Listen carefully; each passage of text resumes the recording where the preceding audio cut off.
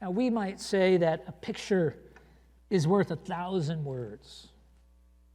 But that principle extends beyond photography, beyond drawings. It applies to really anything that helps us relate to abstract ideas in a more personal sense. It could be an analogy, a song, a story, a parable, or a poem.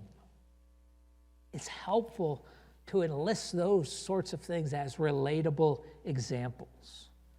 And of course, we see Jesus do that, right? He illustrates his teaching often with analogies from nature. So as Paul speaks to the Athenians, he quotes Greek poetry. Acts 17, verse 28 tells us, he said, "For in him we live and move and have our being, as even some of your own poets have said, for we are indeed his offspring." So there's two quotes there, and the first one is probably from a poet named Epimenides, who lived around the 6th century BC. Second quote there at the end of the verse is from a poet named Aratus, who was an early Stoic philosopher. And so the thing you have to understand is that neither of these quotes are referring to the God of the Bible. That's the surprising thing here. And so Paul's not quoting them as authoritative proof texts. It's not that he's quoting philosophers instead of quoting Scripture. I think he's enlisting them as examples that would be familiar to his audience. And the point that he's making is that some Greeks already felt that there must be more to spiritual life than was taught in their religious traditions. And we find that maybe a good explanation of that is in Ecclesiastes 3, verses 10 through 11. Solomon, writing there, says, "I've seen the business that God has given to the children of man to be busy with. He's made everything beautiful in its time." And then catch this.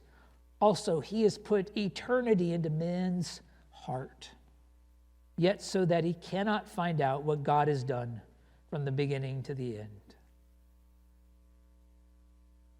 So even though we are fallen people and corrupted by sin, we're all still made in the image of God, it says in Genesis 1. And so even when someone rejects biblical truth, you have to understand that the awareness of it is still there, pressing upon their conscience. And occasionally you'll see glimmers of it. It'll come through maybe in some of their values, or their sense of justice, or their artistic expression, right? In a song, in a poem, in a story. And Paul paid enough attention to recognize those examples. Right? I mean, he took the time to listen to someone reciting Greek poetry. Maybe he had just heard it in the marketplace.